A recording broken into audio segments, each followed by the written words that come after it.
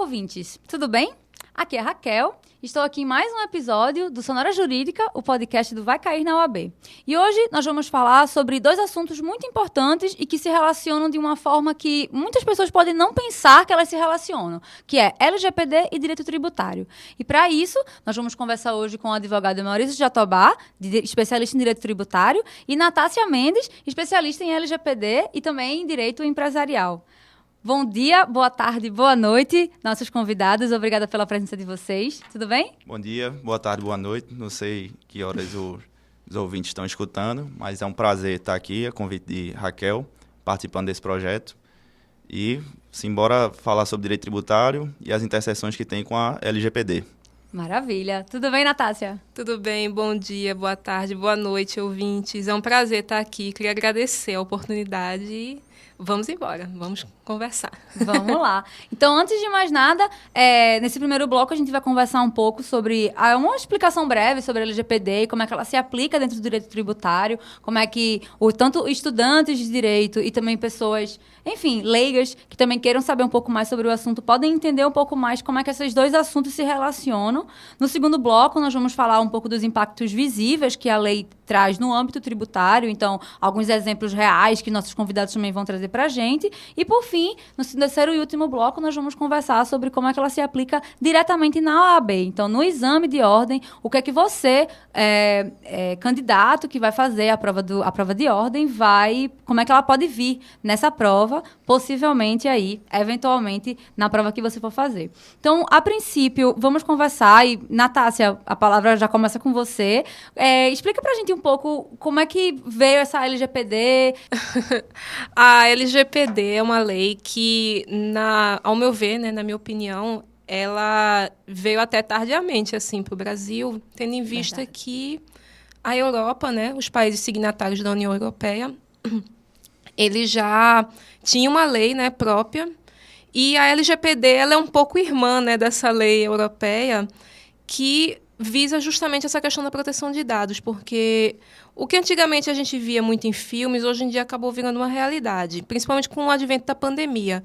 Você faz compras online, você oferece os seus dados, muitas vezes, para uma plataforma de ensino, para um aplicativo. E muitos desses dados, eles são, vou até discorrer um pouco mais sobre isso mais à frente, muitos desses dados são sensíveis, então estava esse limbo, né, no nosso ordenamento jurídico referente à proteção de dados da pessoa.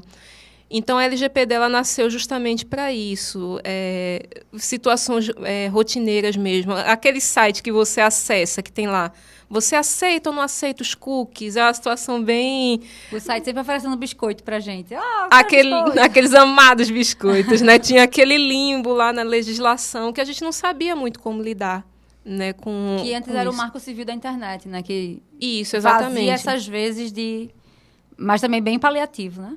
O Marco Civil, ele foi o primeiro passo, né? Mas a LGPD, ela traz ali mais esmiuçado e, ao meu ver, foi um avanço muito grande para todas as áreas, né? Direito civil, tributário, administrativo. A gente estava realmente precisando dessa segurança jurídica nas relações mesmo que a gente trava. Você oferecer, por exemplo, o seu endereço e o seu CPF para uma empresa, para uma farmácia, enfim, que você for fazer compras e ter aquela segurança de saber que aqueles seus dados não vão ser repassados para terceiros, né? Que acontecia muito e tal. É verdade, de empresa para empresa, né? Isso, exatamente. E só para complementar, acho que hoje a gente vive na era da cadastrite, né? Todo lugar que a gente vai, perguntam o seu nome completo, data de nascimento, CPF, já perguntam o signo, time de futebol, se aceita, se não aceita. E, como a Natácia bem falou, o que é que vai ser feito, né, com esses dados? Quem vai ter acesso? E quem tem acesso vai fazer o quê? Vai ficar lá para sempre? Vai dar uma finalidade? Vai ser benéfico para quem? Isso sem contar aquelas empresas que às vezes pedem assim, se você der o CPF, você ganha um desconto. Então, assim, qual é o poder que a empresa vai ter de dar um desconto porque você está dando um dado seu pessoal, né? Um dado sensível, como você falou, não? Exato. Exatamente. E algumas empresas, até principalmente do ramo farmacêutico, eles já mudaram um pouco a postura, maquiando de uma mudança, mas na verdade não é. Então, você vai fazer uma compra, eles perguntam, me informe o seu cadastro. o seu cadastro é o CPF. Eles não pedem mais o CPF, eles pedem o número do seu cadastro. Mas é só uma maquiagem, né? É verdade. Então, e como é que a gente pode, já aproveitando então, Maurício, dentro do direito tributário, qual foi esse impacto principal, assim, inicial, que a lei teve de 2020 para cá, quando ela foi realmente aprovada e colocada em vigor? Para o direito tributário, ao contrário do que muita gente pensa, que a LGPD não teria um impacto direto, por não, de grande parte, o direito tributário ele é um direito público. Então, muitas pessoas achavam que a LGPD seriam só para a esfera iniciativa privada. Mas não, os próprios dados públicos, né, os dados que a gente chama de fonte aberta, eles precisam ter esse mesmo, vamos dizer, um carinho. Né? São dados sensíveis que precisam de um carinho especial, um tratamento especial. Uhum. E vai desde obrigações acessórias de uma empresa. A gente está, por exemplo, na época da declaração de imposto de renda. O mais comum é você fazer uma declaração, se você não faz de forma autônoma, contratar um contador, um advogado tributarista para fazer essa declaração.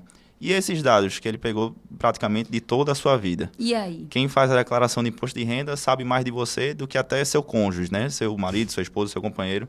Então, ele tem tudo ali. Ele tem sua fonte de renda, com o que é que você gastou, com o que é que você não gastou, com o que é que deveria ter gasto. Todas as informações. Essas informações, esses dados, eles precisam ter essa cautela. Quem está operando essa sistemática precisa ter esse cuidado. E no direito tributário, tanto para a pessoa física, no caso de imposto de renda, como para a pessoa jurídica nas obrigações, declarações acessórias, da mesma forma. Então, ali, até quando se entra na questão de creditamento, de quem está cadastrado no SPC, Serasa ou uma instituição jurídica, pessoa jurídica que está sofrendo alguma execução, aqueles dados ali estão em aberto. Inclusive, já tem uma discussão se processos de execução fiscal devem ou não ser tratados de forma sigilosa. Hoje eles são abertos para qualquer pessoa, a maioria hoje já é na modalidade virtual, então não é todo mundo que tem acesso. Você precisa ter um token, que isso fica para os operadores do direito, mas ainda tem muito processo que nasceu de forma física e continua lá no arquivo da vara. Qualquer pessoa pode chegar lá e ter acesso, e a gente não sabe o que é que vai fazer com essas informações da empresa, porque apesar de ser um CNPJ, eles são formados por CPFs. É verdade. Então, ali tem todos os dados dos sócios, dos cônjuges dos sócios. Até então, talvez dos funcionários também. Dos funcionários também, já englobando também na esfera trabalhista, que anda de mão dada com a LGPD. Todas essas informações, elas são muito minuciosas. Então, se você não tratar da forma correta, da forma que a lei determina, que impõe, é uma imposição legal, a empresa vai sofrer também sanções. E partindo dessa premissa, para a empresa não sofrer sanções, ela tem que se adequar à LGPD. Então, um dos principais impactos assim, que ela sofre, ela passar a ter um custo com essa adequação, com essa implementação da sistemática. Ela vai precisar contratar ou uma empresa ou compor uma equipe para fazer esse serviço. Vai precisar, muitas vezes, contratar programas, pagar licença, software, tudo isso. Para proteger mesmo aqueles Para dados. deixar tudo protegido, e que é uma coisa que, até recentemente, o Tribunal de Justiça Federal ele sofreu uma invasão hacker. Sim. Segundo falaram, Vários, né? até o momento, foi um processo específico que o invasor, o hacker, ele tentou alterar uma decisão e, por precaução, o Judiciário, a Justiça Federal, ela bloqueou todo o site. Então, já tem mais ou menos quase 10 dias que o site está inoperante. Nossa. A gente não sabe, de fato, se foi só um processo. A gente não tem como precisar isso. Então, também os dados públicos, que não é só no direito privado, também no direito público, tem que ter essa adequação. Não pode marcar bobeira, não. E foi justamente como a Natácia estava comentando antes sobre os dados sensíveis, né? Isso daí, tudo isso é relacionado a dado sensível. E aí você poderia falar um pouco sobre esses dados sensíveis? O que é considerado informação sensível de acordo com a LGPD, Natácia? Então, os dados sensíveis, de uma maneira assim bastante abrangente, né, e até abrangente e ao mesmo tempo resumida, eles são aqueles dados que podem te identificar e te fazer, de certa forma, ser alvo de algum tipo de, vamos dizer assim, de discriminação ou de um olhar diferente. Por exemplo, a tua orientação política, a tua religião, o sexo também é considerado um dado sensível Imagem atualmente. Também é... Imagem também, Verdade. principalmente. Esses aplicativos, muitas vezes, que pedem mapeamento de rosto, dados biométricos, né? Até uma digital própria biometria do celular que a gente coloca no celular, Isso, né? Perfeitamente. Tudo isso daí é considerado dado sensível. Ele digamos assim, ele te diferencia de uma multidão. Verdade. Eu acho que o exemplo mais assim, simples é esse. Ele te diferencia de uma multidão. Eu sou Natácia, que tenho a biometria aqui, tenho a minha imagem, tenho a religião tal, e tudo isso daí é um dado sensível. Tal. Mas, por exemplo, o número data de nascimento é considerado informação sensível, dado sensível? Atualmente não, mas existe uma corrente doutrinária que tem trabalhado para tornar a data de nascimento um dado sensível. O CPF é um dado sensível. É um dado sensível. O RG é um dado sensível. Até o número de PIS é considerado um dado sensível. Porque ele também pode ser o CPF, pode ser o número de telefone. Isso, ele te diferencia dos demais. Então, o dado sensível, ele tem... Todos os dados precisam ter um cuidado ali, né, no tratamento, mas os dados sensíveis, eles exigem mais cuidado ainda no tratamento. Né? Verdade. Um caso de um vazamento, como o Maurício bem falou, a gente teve aí esse caso recente, né, da Justiça Federal, que o hacker queria mudar uma sentença, queria mudar uma sentença. E ali a gente não sabe o acesso que ele teve, a quais dados ele teve acesso, né? Então, cada vez mais a importância do tratamento adequado dos dados, né? Principalmente dos sensíveis. Verdade. E dentro do direito tributário tem muitos desses dados também que devem ser tomado esse cuidado, né, Maurício? Exato. Todos esses que Natácia comentou e informações principalmente de ordem financeira. Né? Seja de uma empresa, quantas notas fiscais ela emite, para quem ela emite, quem está pagando, quem está devendo. Claro que você não pode chegar para o fisco como contribuinte, na qualidade de contribuinte, e dizer: ei, fisco, não quero que você exponha meus dados. O direito público, né, no caso o fisco, ele vai ter a liberdade de manusear esses dados. Mas quem está operando, quem está tratando desses dados é que tem que ter essa responsabilidade, justamente para não acontecer o interesse de um hacker. Então, um servidor, naturalmente, ele pode ter uma desavença com alguém e procurar, de alguma forma, prejudicar essa pessoa com informações que ele tem a partir do sistema dele. Então, os servidores públicos, eles também têm essa responsabilidade. Não é só para funcionários de empresas particulares ou empreendedores, enfim. O servidor público ele vai ter a brincar até mais porque ele tem informações da população inteira. Quem trabalha principalmente Tribunal de Contas, Receita Federal, ele tem acesso ali a informações do Brasil inteiro. Não tem limite até então, quando já deveria.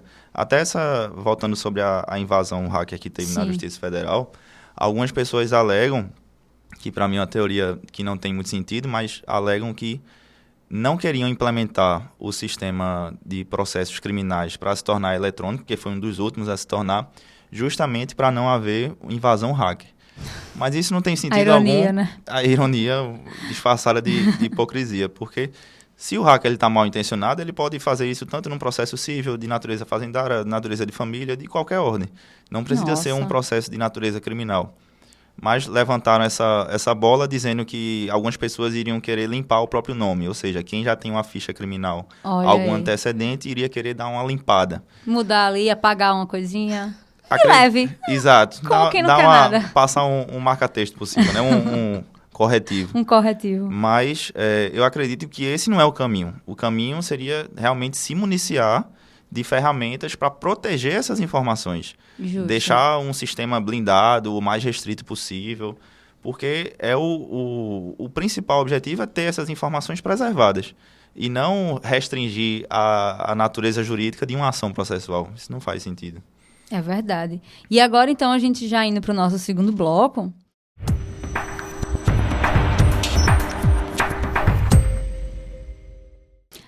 Vamos já ver como é que são esses impactos que foram visíveis, que desde a aplicação da lei, né, até hoje, o que é que seriam, enfim, agora um espaço aberto para vocês também comentarem alguns casos que vocês conheçam também, além desse do vazamento de dados, por exemplo, mas, enfim, casos que possam ser ligados diretamente ao direito tributário e que tem a ver com com o uso de dados sensíveis ou não sensíveis até, né, ligados ao LGPD. Maurício, você conhece alguma história aí dessas histórias escabrosas dentro do direito? Não sei se são tão escabrosas, mas com o advento da legislação, né, da LGPD, essa imposição legal, criou-se uma corrente no direito tributário que esses gastos para a empresa implementar essa sistemática, fazer treinamento com o quadro de funcionários, contratar softwares, fazer toda essa blindagem de proteção, ela está tendo um custo que ela não tinha.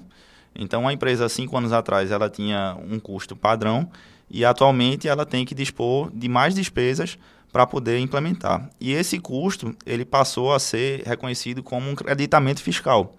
Já tem precedentes, teve um primeiro caso na Vara Federal do Mato Grosso, 4ª Vara, salvo engano, do ano passado, e abriu a porteira. Então, em vários outros tribunais federais do Brasil já estão reconhecendo que esse custo, né, essa despesa com esses insumos, está sendo considerado passível de creditamento. Por quê? Nossa. O entendimento da Receita Federal e do Judiciário também é que para uma empresa se creditar de PIS e COFINS, ela tinha que provar que aquele insumo, aquela atividade, aquele custo, ele é essencial à atividade. E a tese é justamente essa. Torna-se essencial a atividade não por ele precisar ter aquele mecanismo para exercer, mas pela legalidade. Se a lei obriga ele a fazer essa determinação, fazer essa adequação, logo se torna essencial. Se torna essencial, ele é obrigado a pagar, mas ele vai ter o direito ao creditamento, especificamente de PIS e COFINS, para empresas que estão no regime não cumulativo. Sim. Então, no início foi um verdadeiro apavoro para as empresas e para os advogados que as representam, especialmente na área tributária, porque era uma despesa a mais, um custo a mais, que aparentemente não tinha nenhum retorno, mas passou a ter esse creditamento. Então, acaba sendo uma coisa benéfica. Acabou sendo bom no final das contas. Porque também, querendo ou não, ali veio com a LGPD, também tinha vindo junto, assim, né, junto no balaio veio a pandemia e também quebrou muitas empresas, então foi uma questão que a economia ficou totalmente abalada, então uma coisa a mais que você tem que pagar ali já não foi uma coisa bem vista, né? Exatamente. E essas informações, não só o cumprimento da obrigação tornou-se interessante, mas aproveitar o que essas informações disponibilizam, tanto na esfera pública como na particular. Por exemplo, se um estado, o governo deseja implementar uma creche em alguma localidade, através dessas informações ele vai saber em que área tem mais crianças naquela faixa etária, que áreas tem mães e famílias que não conseguem emprego porque não tem com quem deixar a criança. Então, através de todos esses dados, eles vão conseguir fazer um mapeamento e saber qual é o melhor local, qual a melhor forma de usufruir dessas informações, que se aplica também na esfera privada. Se um empresário, uma empresária deseja aumentar a sua empresa ou expandir uma filial, ingressar em outro segmento, expandir o seu negócio, ele vai se utilizar também dessas informações. Mas, para isso, ele vai ter essa responsabilidade de estar totalmente adequado à LGPD. Foi bem interessante essa colocação que o Maurício fez, porque realmente assim, o gasto, né, principalmente agora que a gente está num período de uma certa recessão econômica e tal, o gasto que você tem para implementar a LGPD, ele não é um gasto pouco, né? Tipo, você tem que contratar ali um profissional, né, um DPO, para estar ali fazendo mapeamento de dados, vendo quais são os dados, vendo a forma de descarte dos dados, como ele vai ser armazenado, fazer um termo aditivo para contratos que já sejam existentes, né? Isso é bem importante. Eu creio até que isso é um ponto que algumas empresas têm deixado passar um pouco em branco, né? Contratos que já existem não vão se adequar à LGPD, não vão estar protegidos pela LGPD? Não, eles têm que estar. Aí, o que você faz para adequar? Tem que atualizar, né? Isso, você faz aquele terminho aditivo lá, olha, em decorrência da normatização da LGPD tal, esse termo aditivo visa tal. Então, tudo isso daí é feito por um ou mais profissionais, né? Dependendo do tamanho da empresa e do tamanho de contratos.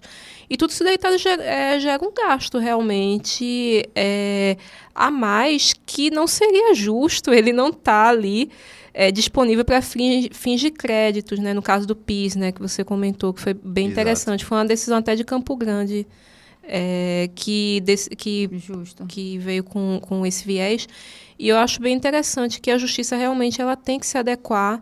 O direito ele é uma ciência que ele vai de acordo com as mudanças sociais, né?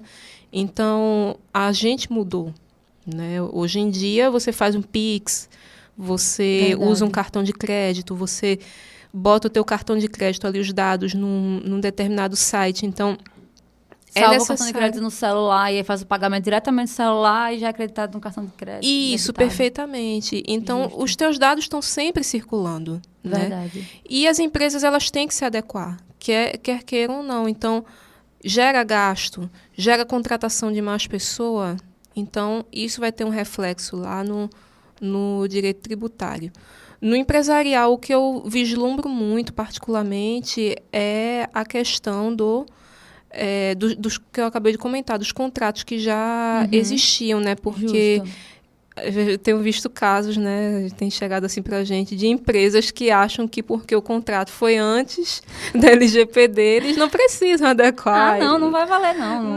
Não vai valer. Contrato de instituição de ensino, né? Que trata, inclusive, de formações de menores e, às vezes, pais já divorciados, um quer prejudicar o outro, quer saber onde aquela pessoa está morando. Verdade. A instituição ela tem que ter um braço firme para não disponibilizar informações que ela não pode, né? A pessoas erradas que têm intenções não tão boas. Não tão boas. Distintas, né? Distintas. Intenções bem distintas. E a questão de um impacto que eu vejo muito também no direito tributário é a questão do fisco, né? Que tem acesso a muitos dados. O fisco, a LGPD permite, né, que o fisco não te peça a permissão, porque ali tem uma questão de uma utilidade pública. Sim, né? Sim, verdade. E a LGPD, ela é permissionária quanto a isso. Agora, claro que tem que se ter, como o Maurício falou, todo um cuidado, né? Porque a gente não sabe se tem, de repente, ali alguma intenção de alguém ver aquele dado para um determinado fim. Então, cada vez mais, eu creio, né, que cada vez mais a LGPD vai abrangindo, né, as questões que vão surgindo, desdobramentos que vão surgindo. A LGPD não fala desse assunto X, ela vai abranger. Eu vejo essa beleza assim, né, na Lei Geral de Proteção de Dados, que ela é uma lei que ela é bastante abrangente, assim, realmente, de situações que forem surgindo futuramente. E também que ela não dá tanta brecha para interpretações dúbias, né? Também isso. Aquela informação, e ele dá vários outros exemplos e várias outras pontinhos ali, né? Detalhes. Ela é muito... Isso, ela é bem específica mesmo. Ela não tem muita abertura para você achar que não é aquilo que está escrito, não. É aquilo e pronto. Justamente. É quase uma bula de remédio, né? Uma informação direta e objetiva. Ali, não tem abertura. Dupla interpretação, ambiguidade. Sim. Bem objetiva. E aí, como você tinha falado também, Natácia, a LGPD, ela veio e todos os âmbitos do direito, ela tocou e ela impactou e ela modificou. E o primeiro, logo, acredito que Maurício tinha comentado um pouco mais cedo isso, era que uma das primeiras coisas que modificou foi o direito constitucional. Então, já mudou diretamente ali, porque, querendo ou não, é o dado do cidadão, né? E esse impacto todo, ele vem diretamente desde o direito de você permitir que algo seja utilizado seu, né? Exatamente. E agora houve até uma mudança recente, que eu acho que é muito interessante o OAB saber, né, que a proteção aos dados agora é direito fundamental. Direito fundamental, olha aí. Na Constituição. Então, isso pode vir abordado ali nas provas de constitucional da OAB, né? Por exemplo.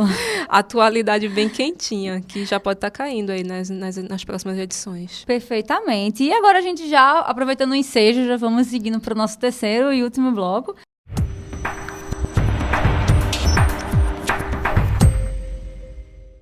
Que é justamente falar sobre a prova da OAB. Então, a gente sabe que a LGPD é uma lei que ela foi aprovada relativamente recente, né? Tem 2 anos, praticamente. Mas já nos últimos exames, ela já tem sido colocada no edital. Então, às vezes, ela cai como direito digital. Então, ela já foi abordada em algumas questões. E como é que vocês poderiam imaginar, assim, tanto um caso que ela já pode ter sido aplicada em alguma prova ou também, né, como é que ela pode vir futuramente em um outro tipo de questão Como é que seria um palpite de vocês? Eu penso que uma das formas que o examinador pode abordar essa temática é, como Natácia havia comentado, que para o fisco ela é uma lei permissionária. Ela permite que as informações sejam disponibilizadas, até porque tem um bem comum a ser prestado pela administração pública. Mas isso pode cair através de uma casquinha de banana, né? De dizer quem pode ter acesso, o fisco não pode, deve, quem não pode, que não fica só restrito à esfera particular. E numa prova aberta, né? Geralmente na segunda fase, uma sistemática seria justamente essa de abordar.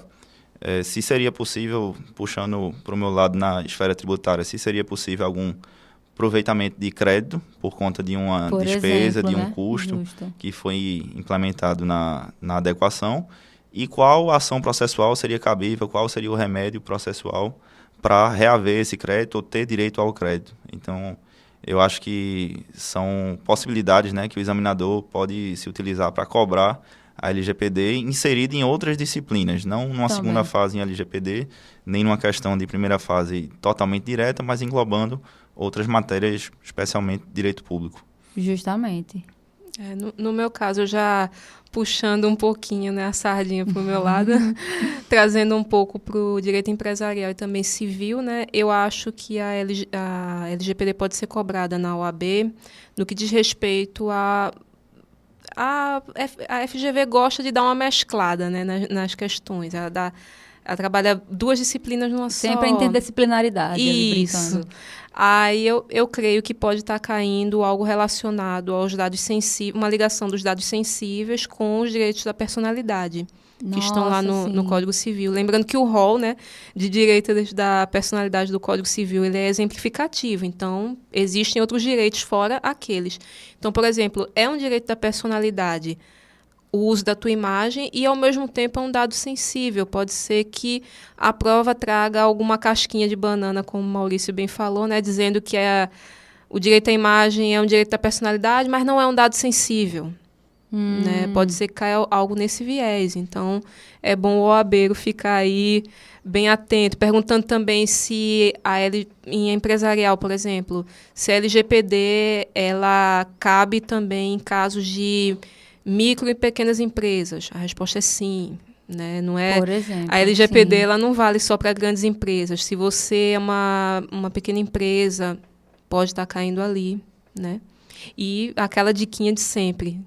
Só puxando assim do empresarial, porque eu falei assim, eu tenho que falar isso lá na hora. Gente, Eireli não existe mais, tá? Fiquem atentos quanto a isso. Os meus alunos erraram isso num simulado, eu fiquei bem com isso na cabeça. Ótimo, gente. E agora, pra gente finalizar o nosso episódio de hoje, agradecendo mais uma vez a participação de vocês, queria que vocês dessem também uma última mensagem aí pros OABeiros de plantão que estão ouvindo, os nossos ouvintes, que nos seguem também. E qual seria, enfim, o que vocês teriam a dizer para esse pessoal que está se preparando para a prova da OAB, para seja a primeira, segunda fase, enfim, o exame de ordem, que vocês sabem muito bem como é que o peso que ele tem para a carreira de vocês? O exame de ordem é uma etapa difícil, né, na vida do estudante de direito, mas que não é esse bicho de 7 cabeças. Então, eu acho que estudar sempre priorizando a resolução de questões, a prática mesmo, tentar estabelecer uma meta de questões diárias e o mais calejado possível para a prova. Escolher um grupo de matérias, né, significativo, montar uma estratégia para conseguir dar conta de atingir o resultado. E para quem vai fazer as próximas provas, quem está se preparando para o próximo exame, boa sorte e boa prova, né? Boa sorte para cair o que estudou e boa prova para acertar o que cair. Eu achei bem sucinto. Sucinto. Sensacional. No caso, assim, para você que está fazendo aí a OAB, eu sei que às vezes bate aquela ansiedade, a gente faz de tudo um pouco, a gente ajuda a mãe, a gente faz estágio, a gente está sempre fazendo aquele malabarismo, mas eu queria dizer para você que você vai conseguir. Não, parece clichê, mas as coisas acontecem na vida e as coisas, no fim, acabam dando certo. Estude, né? Faça como o Maurício falou, resolva questões das provas anteriores, isso é muito importante para você aprender o padrão da banca. Justo. A linguagem, né? Como é que eles... Isso, como eles trazem, né? Determinadas expressões. Quanto mais você treinar as questões, mais chance você tem de passar. No dia da prova, esteja calmo ou calma, enfim. E vai dar tudo certo, se Deus quiser. É uma fase, mas você vai passar. Maravilha. Então, gente... Ouvintes, muito obrigada mais uma vez por vocês estarem aqui acompanhando. Muito obrigada a presença dos nossos convidados. Não esqueçam de seguir o Vai Cair na OAB no nosso Instagram, o @Vai Cair na OAB, e também sigam os @dos nossos convidados aqui também. Podem dar o jabá de vocês aí das páginas que vocês quiserem. Obrigado mais uma vez pela oportunidade e para todo mundo que acompanhou. Quem quiser me seguir é Maurício_Jatobá no LinkedIn e no Instagram. Só procurar lá. Perfeito. No meu caso, o meu Instagram é ADV Natácia com 2 S Mendes, tudo junto. Perfeito. ADV Natácia Mendes e Maurício_Jatobá. Isso. Perfeito. Então é isso, gente. Agradeço mais uma vez a presença de vocês. A gente se encontra no nosso próximo episódio do Sonora Jurídica, o podcast do Vai Cair na OAB. Tchau, tchau.